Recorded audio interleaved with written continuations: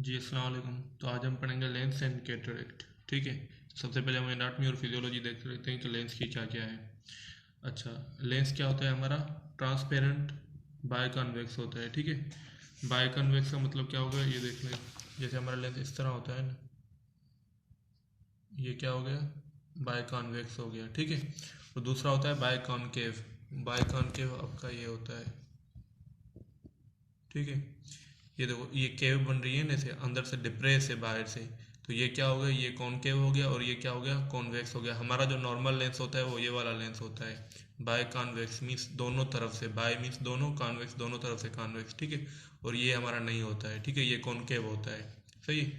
और इस लेंस की क्या, इन दोनों में एक तो फ़र्क क्या होता है मेन, वो आप याद कर लें। ये मैंने पहले भी बताया था रिफ्लेक्टिव मिरर में, कि ये क्या होती है आपके कन्वर्जिंग लेंस होते हैं और ये क्या होते हैं डाइवर्जिंग लेंस। मतलब इसमें से जब भी रेज गुजरेगी तो वो क्या करेगी? ऐसे करीब आएगी, कन्वर्ज करेगी।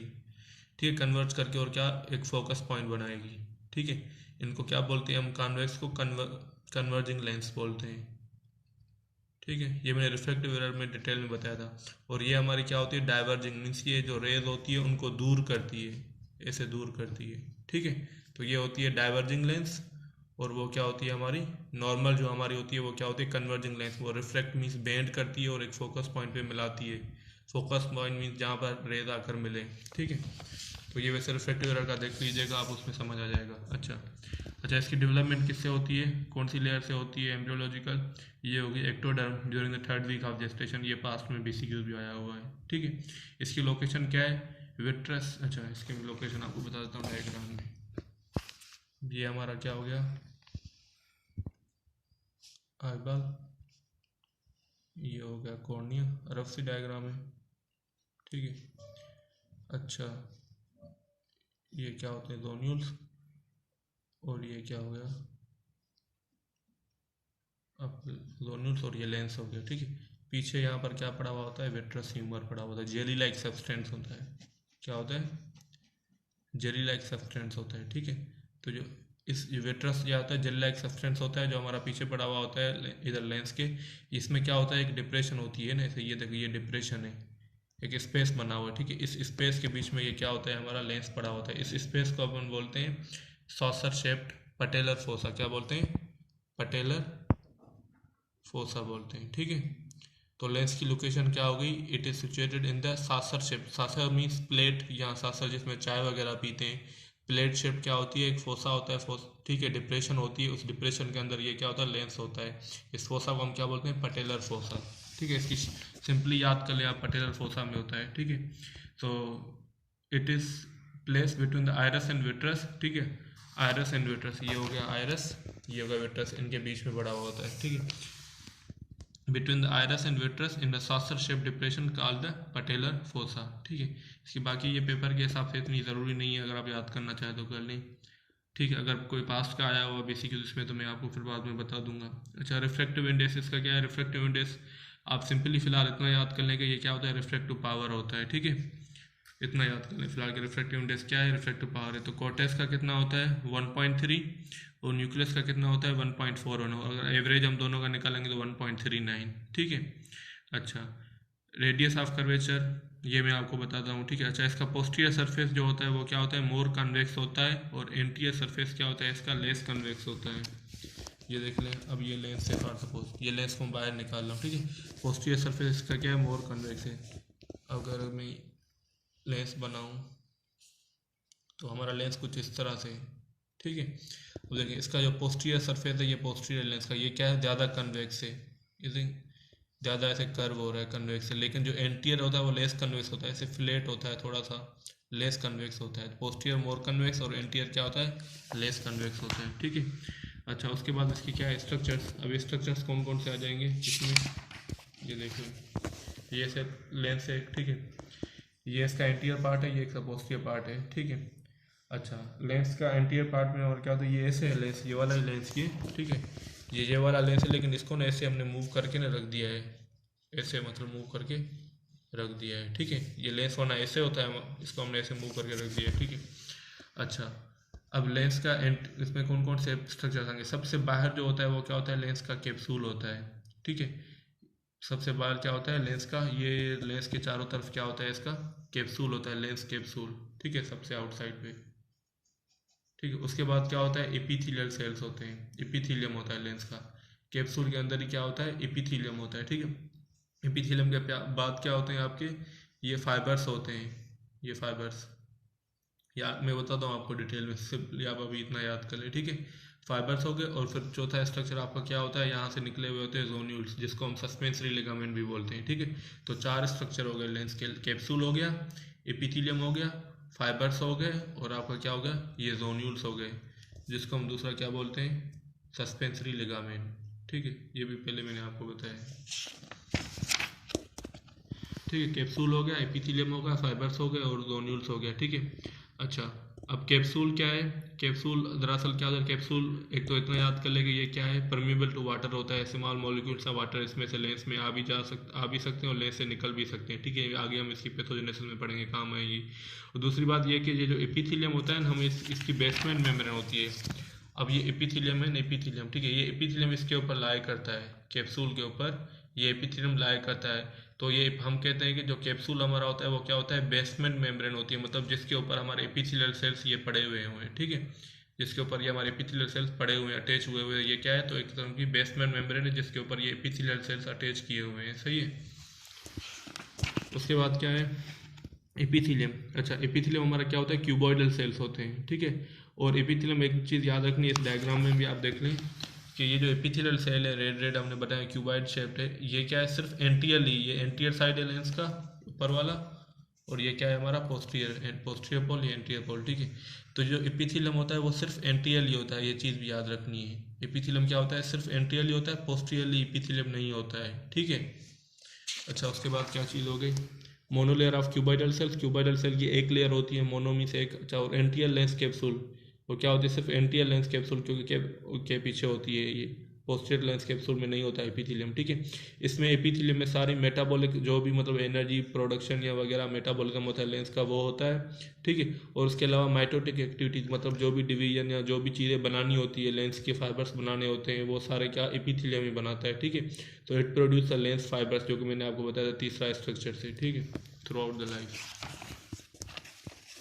अच्छा, और दूसरी बात ये तीसरी कौन सा स्ट्रक्चर होगा लेंस फाइबर्स होते हैं। अच्छा, अब लेंस फाइबर्स क्या होते हैं आप ये देख लें, ये एपिथेलियम है ना हमारा, ठीक है। तो एपिथेलियम से ये देखें फाइबर्स निकल रहे हैं, एपिथेलियम से क्या हो रहे हैं ये जो ब्लू ब्लू लाइंस आपको नजर आ रही है फाइबर्स, ये फाइबर्स एपिथेलियम से क्या हो रहे हैं डेवलप हो रहे हैं, इस पूरे एपिथेलियम से ये क्या निकल रहे हैं। ये फाइबर्स क्या होते हैं पूरा सब पूरी लेंस को बनाते हैं, पूरा लेंस जो होता है इन फाइबर्स का बना हुआ होता है, ठीक है। तो ये क्या होता है एपिथेलियम जो होता है ये पूरे फाइबर्स बनाता है और पूरी लेंस को बनाता है, पूरा लेंस क्या है हमारा फाइबर्स का बना हुआ होता है। और यही फाइबर्स जो होते हैं ना वो लेंस को 2 पार्ट में डिवाइड कर देते हैं। 2 तरह के फाइबर्स होते हैं, एक तरह के फाइबर्स जो होते हैं वो क्या बना देते हैं न्यूक्लियस बना देते हैं, और दूसरे फाइबर्स क्या बना देते हैं कॉर्टेक्स बना देते हैं, ठीक है। तो एपिथेलियम क्या करता है हमारा पूरे फाइबर्स बनाता है और लेंस पूरे फाइबर्स का बन जाता है। अब ये 2 तरह के फाइबर्स होते हैं, एक तो न्यूक्लियस बनाते हैं और दूसरा क्या बनाते हैं हमारा कॉर्टेक्स बनाते हैं, ठीक है। अगर मैं इस डायग्राम में आपको दिखा दूँ ये क्या होगा, ये हमारा सेंटर में हो जाएगा न्यूक्लियस और ये सराउंडिंग में पूरा क्या आ जाएगा कॉर्टेक्स। ये लेंस के 2 पार्ट होते हैं मेनली, अगर कोई पूछेगा लेंस के कितने पार्ट होते हैं 2 पार्ट होते हैं, एक होता है कॉर्टेक्स और दूसरा होता है हमारा न्यूक्लियस, ठीक है। अच्छा, उसके बाद क्या हो गया, अच्छा lens fibre they form the substance of lens, पूरी लेंस को बनाते हैं which is divided into cortex और न्यूक्लियस। फिर वो क्या हमारा लेंस 2 में डिवाइड होता है, कॉर्टेक्स में बाहर वाला ऐसा और सेंटर वाला ऐसा हमारा क्या हो गया न्यूक्लियस हो गया, ठीक है। अच्छा, जो सबसे ओल्डेस्ट फाइबर होते हैं, जो सबसे पहले बने हुए ओल्डेस्ट फाइबर होते हैं वो क्या बनाते हैं न्यूक्लियस, वो अंदर चले जाते हैं और क्या बनाते हैं न्यूक्लियस। और सबसे रिसेंट जो न्यू फाइबर्स होते हैं वो क्या बनाते हैं कॉर्टेक्स बनाते हैं, ठीक है। Recently form means newly form fibres make up the cortex while the central older fibre constitute the nucleus, ठीक है। उसके बाद क्या हो गया जोन्यूल्स, जोन्यूल्स सस्पेंसरी लिगामेंट को भी बोलते हैं हम, ठीक है। जोन्यूल्स हमने पढ़ा, मैंने आपको उसमें बताया था ना, आप ग्लाइकोमा में पढ़िएगा, मैंने आपको सिलियरी बॉडी के 2 पार्ट्स बताए थे, पार्स प्लेना और पार्स प्लेकेटा। उस पर फिर एपिथेलियम भी होता है नॉन पिगमेंटेड और पिगमेंटेड, ये मैंने उसमें डिटेल में बता दिया था इसलिए अभी नहीं बता रहा।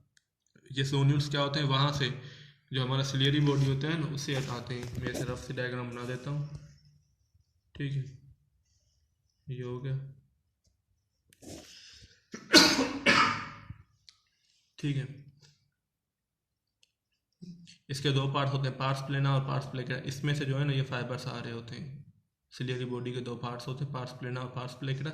इसमें से क्या आते हैं, जोन्यूल्स आते हैं, ठीक है। और ये आकर यहाँ पर आकर लेंस को अटैच होते हैं, सही है। और एक चीज़ यहाँ पर आप याद रखनी है कि जो जोन्यूल्स होते हैं इस डायग्राम में, अच्छा जो सेंटर होता है ना, ये सेंटर, ऐसे सेंटर अगर मैं बनाऊँ तो ये वाला सेंटर ऐसे, ठीक है, ये सेंटर, ठीक है। अगर मैं लेंस बनाऊँ और इसका सेंटर, इसको मैं बोल रहा हूँ इक्वेटर है, ये क्या है, सेंटर जो है लेंस का, हम इसको इमेजिनरी लाइन ड्रॉ करें, ये क्या है, इक्वेटर है, ठीक है।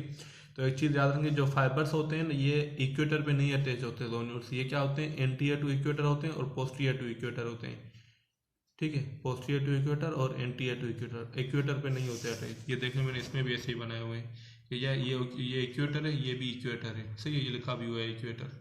ये एंटीरियर और पोस्टीरियर टू इक्वेटर अटैच होते हैं, मतलब यहाँ से आते हैं, ऊपर से आते हैं सिलियरी बॉडी, और इसके इक्वेटर के ऐसे सेंट पेरीफ्री पे, मतलब पोस्टीरियर और एंटीरियर भी बिल्कुल सेंटर पे नहीं होते, ठीक है। अच्छा, उसके बाद क्या हो गया आपके, कंपोजिशन ऑफ लेंस। लेंस क्या है, 66% वाटर, और प्रोटीन कितने होते हैं, 34% के बने हुए होते हैं, ठीक है।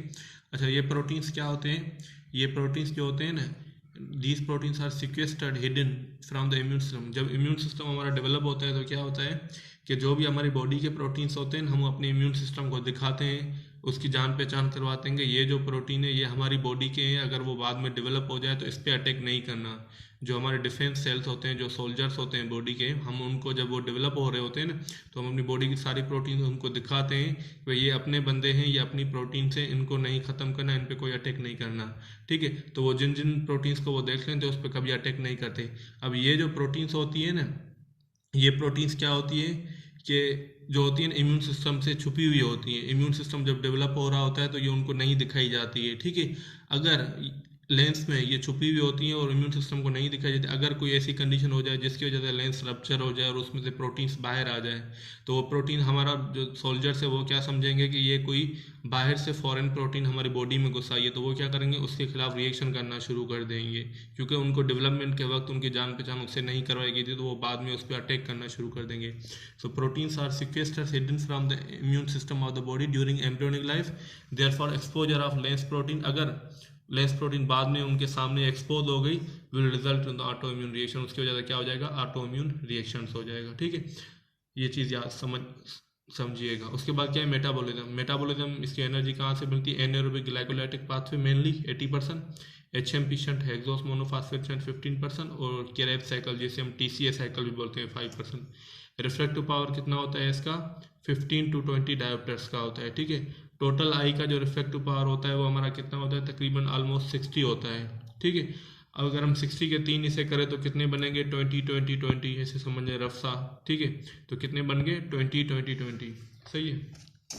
टोटल कितना हो गया, 60 होता है। अगर 60 को मैं 3 इसे करूँ, ठीक है, तो ये कितने हो जाएंगे, इसको अगर मैं डिवाइड करूँ 3 से तो कितना हो जाएगा, 20, ठीक है।